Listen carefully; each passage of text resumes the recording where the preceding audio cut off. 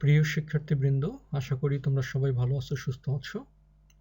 আমরা আলোচনা করব পদার্থবিজ্ঞান দ্বিতীয় পত্রের চলতরিৎ চ্যাপ্টার। গত লেকচারে আমরা বেশ কিছু টপিকস আলোচনা করে আসছি, তারই ধারাবাহিকতায় আমাদের আজকের আলোচনার বিষয়। আমরা শুরুতেই যে টপিকসটি নিয়ে আলোচনা করব এটি হচ্ছে তুল্যরোধ। শুরুতেই বলে রাখি যে তুল্যরোধ নির্ণয় এটি আমাদের সিলেবাসে নেই, তবে বর্তনী সংক্রান্ত যে কোনো অঙ্ক করতে গেলেই আমাদের তুল্যরোধ টপিকসটি দরকার হয়। তোমরা 9-10-এ পড়ে আসছো টপিকসটি, আমি খুব সংক্ষিপ্ত আকারে এই বিষয়টি তোমাদেরকে স্মরণ করিয়ে দিতে চাই। প্রথম হচ্ছে সংজ্ঞা, তুল্যরোধ কি। যদি কোনো বর্তনীতে অনেকগুলি রোধ একত্রে ব্যবহার করা হয়, এটাকে বলা হয় রোধের সমবায়। সমবায়ের অনেকগুলি রোধের পরিবর্তে তুমি একটি মাত্র রোধ ব্যবহার করেও যদি প্রবাহ এবং বিভব পার্থক্যের ফলাফল একই লাভ করো, তবে ওই একক রোধকেই বলা হবে তুল্যরোধ। অর্থাৎ তুমি 10টি রোধ ব্যবহার করে প্রবাহমাত্রা এবং বিভব পার্থক্য যা পাও, একটি রোধ ব্যবহার করেও যদি প্রবাহমাত্রা বিভব পার্থক্য একই থাকে, তবে ওই একক রোধকে আমরা বলবো বর্তনীর তুল্যরোধ। আমরা জানি সমবায় হচ্ছে 3 প্রকার: শ্রেণী সমবায়, সমান্তরাল সমবায় এবং মিশ্র সমবায়। আমি খুব সংক্ষিপ্ত আকারে শ্রেণী এবং সমান্তরাল সমবায়ের বিষয়টি আলোচনা করব। প্রথম হলো শ্রেণী সমবায়। আমরা খুব সহজেই বুঝতে পারি, একটির পর একটি রোধ যদি আমরা যুক্ত করি প্রান্তে প্রান্তে, এটাকেই বলা হয় শ্রেণী সমবায়। বর্তনী চিত্রে দেখানো হচ্ছে 3টা রোধ R1, R2 এবং R3 শ্রেণী সমবায়ে যুক্ত করে এর সঙ্গে ভি ভোল্ট এর একটি তড়িৎচালক শক্তির উৎস যুক্ত করা আছে। বর্তনীর মধ্য দিয়ে তড়িৎ প্রবাহিত হচ্ছে I। আমরা জানি শ্রেণী সমবায়ে যুক্ত কতগুলি রোধের সঙ্গে যখন ভি ভোল্টের কোনো উৎস যুক্ত করা হয়, এই ভি ভোল্ট রোধের অনুপাতে বিভক্ত হয়ে যাবে। ধরে নেওয়া হচ্ছে R1 রোধের দুই প্রান্তের বিভব পার্থক্য V1, R2 রোধের দুই প্রান্তের বিভব পার্থক্য V2 এবং R3 রোধের দুই প্রান্তের বিভব পার্থক্য V3। অর্থাৎ প্রত্যেকটি রোধের বিভব পার্থক্য হবে ভিন্ন ভিন্ন, কিন্তু লক্ষ্য করো প্রত্যেকটি রোধের মধ্য দিয়ে তড়িৎ প্রবাহের মান একই, কত? I। অঙ্ক করার সময় অবশ্যই এটা মাথায় রাখতে হবে। এই ক্ষেত্রে যদি আমরা বর্তনীতে তুল্যরোধ নির্ণয় করতে চাই, অর্থাৎ সবগুলি রোধ মিলে ফলাফল কি হবে, তোমরা 9-10-এ দেখে আসছো, তুল্যরোধ হবে RS = R1 + R2 + R3। অর্থাৎ শ্রেণী সমবায়ে যদি কতগুলি রোধ যুক্ত করা হয়, রোধগুলি সরাসরি যোগ হয়ে যাবে এবং বর্তনীতে রোধের মান বৃদ্ধি পাবে। সুতরাং কোনো বর্তনীতে রোধের মান বৃদ্ধি করতে হলে রোধগুলিকে আমরা শ্রেণী সমবায়ে যুক্ত করে দেব। এবার আসো সমান্তরাল সমবায়ের তুল্যরোধ। যদি কতগুলি রোধের প্রথম প্রান্তকে এক বিন্দুতে, অপর প্রান্তকে আরেক বিন্দুতে যুক্ত করা হয়, এটি হলো সমান্তরাল সমবায়। যেমন লক্ষ্য করো R1, R2 এবং R3 রোধের প্রথম প্রান্ত এ বিন্দুতে যুক্ত, দ্বিতীয় প্রান্ত বি বিন্দুতে যুক্ত। অতঃপর আমরা এই সমবায়কে ভি ভোল্টের একটি উৎসের সঙ্গে যুক্ত করে দেই। এই ক্ষেত্রে যে বিষয়টি লক্ষণীয় সেটি হচ্ছে ভি ভোল্টের উৎস থেকে যে প্রবাহ নির্গত হয় I, এটি এ বিন্দুতে এসে 3টি ভাগে বিভক্ত হয়ে যায় রোধের ব্যস্তানুপাতে। অর্থাৎ যে পথে রোধ বেশি সেই পথে প্রবাহ হবে কম, যে পথে রোধ কম সেই পথে প্রবাহ হবে বেশি। পুনরায় প্রবাহগুলি বি বিন্দুতে এসে মিলিত হয় এবং ব্যাটারিতে ফিরে আসে। কিন্তু আরেকটি বিষয় মনে রাখতে হবে, সমান্তরাল সমবায়ে প্রতিটি রোধের দুই প্রান্তের বিভব পার্থক্য হবে পরস্পর সমান, কারণ প্রতিটি রোধের প্রথম প্রান্ত ব্যাটারির পজিটিভের সঙ্গে, দ্বিতীয় প্রান্ত ব্যাটারির নেগেটিভের সঙ্গে যুক্ত আছে। এই ক্ষেত্রে যদি আমরা তুল্যরোধ বের করি, অর্থাৎ বর্তনীতে মোট রোধ কত, আমরা জানি সূত্রটি ছিল 1/Rp = 1/R1 + 1/R2 + 1/R3। যদি তুমি n সংখ্যক রোধ যুক্ত করো, প্লাস ... চলতেই থাকবে। Rp হচ্ছে এখানে তুল্যরোধ। শুধুমাত্র অবজেক্টিভের কিছু অঙ্কে তুল্যরোধ নির্ণয়ের বিষয়গুলি থাকে, এছাড়া বর্তনী সংক্রান্ত যে কোনো অঙ্ক সলভ করতে গেলেই আমাদের অবশ্যই তুল্যরোধের এই সূত্রগুলি দরকার হবে। সো তোমরা এগুলো ভালো করে প্র্যাকটিস করবা। এখন আসো আমরা আমাদের যে টপিকস আলোচনা করব, এটা আমাদের এইচএসসি সিলেবাসের টপিকস, সেটি হচ্ছে কোষের সমবায়। প্রথম কথা, কোষের সমবায় কি? সমবায় মানেই হচ্ছে অনেকগুলি কোষ একত্রে ব্যবহার করা। একাধিক বিদ্যুৎ কোষকে সংযোগ করে বর্তনীতে বিদ্যুৎ প্রবাহ বা বিভব পার্থক্য কমানো বা বাড়ানো যায়। একে কোষের সমবায় বলে। এই সমবায় 3 প্রকারের হয়ে থাকে: শ্রেণী সমবায়, সমান্তরাল সমবায়, মিশ্র সমবায়। শুরুতেই বলে রাখি, মিশ্র সমবায় আমাদের সিলেবাসে নেই, সুতরাং আমরা এখানে যেটা আলোচনা করব কোষের শ্রেণী সমবায় এবং সমান্তরাল সমবায়ের সুবিধা বা অসুবিধাটা কোথায়। প্রথম হচ্ছে শ্রেণী সমবায়। আমাদের যেটি আলোচনার বিষয় সেটি হলো কোষের শ্রেণী সমবায়ে বাহিরের রোধের ভেতর দিয়ে তড়িৎ প্রবাহের রাশিমালা নির্ণয়। অর্থাৎ এইখানে আমরা যদি লক্ষ্য করি, শ্রেণী সমবায় বলতে আসলে কি বোঝায়? একটি কোষের নেগেটিভ পাথকে অপর কোষের পজিটিভ পাথের সাথে, আবার দ্বিতীয় কোষের নেগেটিভ পাথকে তৃতীয় কোষের পজিটিভ পাথের সাথে এভাবে যদি পরপর যুক্ত করা হয়, একেই কোষের শ্রেণী সমবায় বলা হয়। বর্তনী চিত্রে দেখানো হচ্ছে প্রতিটি ই তড়িৎচালক শক্তি এবং স্মল আর অভ্যন্তরীণ রোধ বিশিষ্ট এন সংখ্যক তড়িৎ কোষকে শ্রেণী সমবায়ে যুক্ত করে এদের দুপ্রান্তের সাথে বহিস্থ রোধ ক্যাপিটাল আর এবং একটি চাবি কে শ্রেণীতে যুক্ত করে দেওয়া হলো। প্রথম কথা হলো, এইখানে মোট তড়িৎচালক শক্তি কত হবে? মোট তড়িৎচালক শক্তি হবে প্রতিটি কোষের পৃথক পৃথক তড়িৎচালক শক্তির সমষ্টির সমান। অর্থাৎ মোট তড়িৎচালক শক্তি E suffix S equal E plus E plus E equal to হচ্ছে কত, dot dot E equal to হচ্ছে এন ই।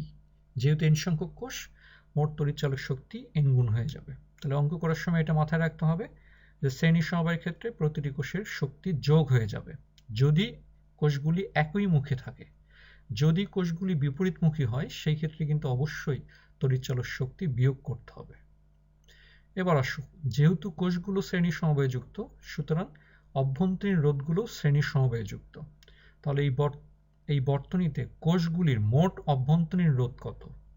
মোট অভ্যন্তরীণ রোধ R S equal R plus R plus R plus dot dot dot plus R equal to হবে N R. তাহলে যদি কোষের অভ্যন্তরীণ রোধ আর এস হয়, বর্তনীতে বহিস্থ রোধের মান হলো ক্যাপিটাল আর, সুতরাং বর্তনীর মোট রোধ কত? মোট রোধ capital R S equal capital R plus small R S R plus N R. তাহলে বর্তনীতে মোট রোধ পাওয়া গেছে, মোট তড়িৎচালক শক্তিও পাওয়া গেছে, সুতরাং এই বর্তনীতে প্রবাহের রাশিমালা কি হবে? আমরা গত লেকচারে দেখে আসছি তড়িৎ প্রবাহের রাশিমালা আই ইকুয়াল মোট তড়িৎচালক শক্তি ভাগ হলো মোট রোধ। I equal to E suffix S by R suffix S equal, ES এর পরিবর্তে আসবে এনই, আর এস এর পরিবর্তে হবে আর প্লাস এন আর। এটি হচ্ছে শ্রেণী সমবায়ে যুক্ত এন সংখ্যক কোষের দুপ্রান্তের সঙ্গে যুক্ত বহিরোধ ক্যাপিটাল আর। এই ক্যাপিটাল আর এর মধ্য দিয়ে প্রবাহিত তড়িৎ প্রবাহের রাশিমালা। এখন কথা হলো, এই শ্রেণী সমবায় এর সুবিধা বা অসুবিধাটা কোথায়? লক্ষ্য করো, প্রথম কন্ডিশন, বর্তনীর বহিস্থ রোধ capital R very greater than N R যদি হয়, অর্থাৎ বহিস্থ রোধের মান যদি অভ্যন্তরীণ রোধের মানের তুলনায় অনেক অনেক বেশি হয়, আমরা সেই ক্ষেত্রে স্মল এন আর কে অ্যাভয়েড করতে পারি। সুতরাং সেই ক্ষেত্রে প্রবাহের রাশিমালা হবে I maximum equal to N E by capital R. অর্থাৎ এই ক্ষেত্রে একটি কোষ যুক্ত করলে প্রবাহ যা পাওয়া যাবে, এন সংখ্যক কোষ যুক্ত করলে প্রবাহ হবে এন গুণ, অর্থাৎ প্রবাহ বৃদ্ধি পাবে। কিন্তু যদি capital R very very less than small N R হয়, সেই ক্ষেত্রে আমরা যদি ক্যাপিটাল আর কে অ্যাভয়েড করি, এই ক্ষেত্রে সমীকরণ পাওয়া যাবে I equal N E by N R equal E by R. অর্থাৎ একটি কোষ যুক্ত করলে প্রবাহ যা হবে, এন সংখ্যক কোষ যুক্ত করলেও ফলাফল ঠিক একই রূপ থাকবে, অর্থাৎ এই ক্ষেত্রে প্রবাহ বৃদ্ধি পাবে না। সুতরাং এই ধরনের সংযোগের কোনো কার্যকারিতা নেই। অঙ্ক করার সময় আমাদেরকে এটা মাথায় রাখতে হবে যে কোন ক্ষেত্রে সংযোগটি বেশি কার্যকর, কোন ক্ষেত্রে প্রবাহটা বেশি বৃদ্ধি পায়, প্লাস অবজেক্টিভের জন্য আমাদের সমীকরণগুলি মনে রাখতে হবে। এবার আসো আমরা আলোচনা করব কোষের সমান্তরাল সমবায়ে বাহিরের রোধের ভেতর দিয়ে তড়িৎ প্রবাহের রাশিমালা। এখানেও একই কথা, ধরে নেওয়া হলো প্রতিটি কোষের তড়িৎ চালক শক্তি হলো ই, প্রতিটি কোষের অভ্যন্তরীণ রোধ হচ্ছে স্মল আর। আমরা এন সংখ্যক কোষকে সমান্তরালে যুক্ত করলাম, অতঃপর কোষের সমবায় দু প্রান্তের সাথে একটা বহিস্থ রোধ ক্যাপিটাল আর এবং একটি চাবি শ্রেণীর সমবায়ে যুক্ত করে দেওয়া হলো। চাবি বন্ধ করলে প্রবাহ চালু হবে, ধরে নেওয়া হলো প্রবাহের মান আই সাফিক্স পি। এখন কথা হচ্ছে কোষগুলো যেহেতু সমান্তরাল সমবায়ে যুক্ত, সুতরাং অভ্যন্তরীণ রোধগুলিও পরস্পর সমান্তরাল সমবায়ে যুক্ত। তাহলে এন সংখ্যক কোষের মোট অভ্যন্তরীণ রোধের মান কত, সমতুল্য রোধ কত? আরপি সূত্রানুসারে 1/rp equal 1/r plus 1/r plus dot dot 1/r। আমরা যদি আরপি বের করি, আরপি ইকুয়াল টু হবে আর বাই স্মল এন। বহিস্থ রোধ যেহেতু ক্যাপিটাল আর, সুতরাং বর্তনীতে মোট রোধের মান হবে R suffix P equal R plus small R P equal R plus R by N. মজার বিষয় যেটি, সেটি হচ্ছে সমান্তরাল সমবায়ে যদি আমরা এন সংখ্যক কোষকে যুক্ত করি যাদের প্রতিটি শক্তি ই, এই ক্ষেত্রে মোট তড়িৎচালক শক্তিও হবে ওই একই কথা ই। অর্থাৎ প্রত্যেকটা কোষ যদি তড়িৎচালক শক্তি হয় 3 ভোল্ট, তুমি 10টা কোষ যুক্ত করো আর 50টা কোষই যুক্ত করো না কেন, বর্তনীতে মোট তড়িৎচালক শক্তি হবে 3 ভোল্ট। যদি তাই হয় তাহলে বর্তনীতে প্রবাহ কত হবে? প্রবাহ মাত্রা আই, মোট তড়িৎচালক শক্তি ই ভাগ হচ্ছে মোট রোধ। এই সমীকরণ থেকে আমরা যদি আইপি এর রাশিমালা বের করি, আইপি ইকুয়াল টু হবে N capital E N capital R plus small R. এটি হচ্ছে বহিবর্তনীর মধ্য দিয়ে তড়িৎ প্রবাহের রাশিমালা। এখন কথা হচ্ছে সমান্তরাল সমবায়ের ক্ষেত্রে সুবিধা বা অসুবিধাটা কোথায়? প্রথম কন্ডিশন আগের মতোই, এন আর ভেরি ভেরি গ্রেটার দেন যদি স্মল আর হয়। লক্ষ্য করো, আমরা স্মল আর কে যদি অ্যাভয়েড করি সেই ক্ষেত্রে আইপি ইকুয়াল টু হবে E by R equal to I. অর্থাৎ একটি কোষ যুক্ত করলে প্রবাহমাত্রা যা হবে, অনেকগুলি কোষ যুক্ত করলে প্রবাহমাত্রা একই থাকবে। সুতরাং সমান্তরাল সমবায়ের ক্ষেত্রে কোনো সুবিধা লাভ করা যাবে না। অপরদিকে যদি N capital R very very less than small R হয়, আমরা এন ক্যাপিটাল আর কে অ্যাভয়েড করতে পারি। এই ক্ষেত্রে আইপি ইকুয়াল হবে N E by R, N equal N I, অর্থাৎ আইপির মান হবে ম্যাক্সিমাম, অর্থাৎ প্রবাহ মাত্রা বৃদ্ধি পাবে। অর্থাৎ এই ক্ষেত্রে ব্যাটারির কার্যক্ষমতা বাড়বে, বর্তনীতে বেশি প্রবাহ লাভ করা যাবে। তাহলে শ্রেণী সমবায়ের ক্ষেত্রে আমরা লক্ষ্য করলাম যে বহিস্থ রোধের মান যদি বৃদ্ধি পায়, শ্রেণী সমবায়ের ক্ষেত্রে প্রবাহমাত্রা বৃদ্ধি পায়, কিন্তু সমান্তরাল সমবায়ের ক্ষেত্রে ঠিক এর বিপরীত। সমান্তরাল সমবায়ের ক্ষেত্রে বহিস্থ রোধের মান যদি বৃদ্ধি পায়, এখানে প্রবাহমাত্রার মান কমে যায়। তাহলে এই বিষয়গুলি হচ্ছে মনে রাখার বিষয়। ছোট ছোট বিষয়, ছোট ছোট সূত্র, অবজেক্টিভ এবং সৃজনশীলের অঙ্কের জন্য আমাদের মনে রাখতে হবে। বইয়ে দেখবা কোষের সমবায় টপিকস দেওয়া আছে, এর উপর ভিত্তি করে অঙ্ক দেওয়া আছে, অঙ্কগুলো অবশ্যই প্র্যাকটিস করবা। এই পর্যন্ত আমরা আলোচনা আজকে শেষ করব। আমাদের নেক্সট আলোচনা আসবে কার্শফের সূত্রকে ভিত্তি করে পরবর্তী লেকচারে। সেই পর্যন্ত আমরা শেষ করব। অবশ্যই সবাই বাসায় থাকবা, সুস্থ থাকো, নিরাপদে থাকো। ধন্যবাদ।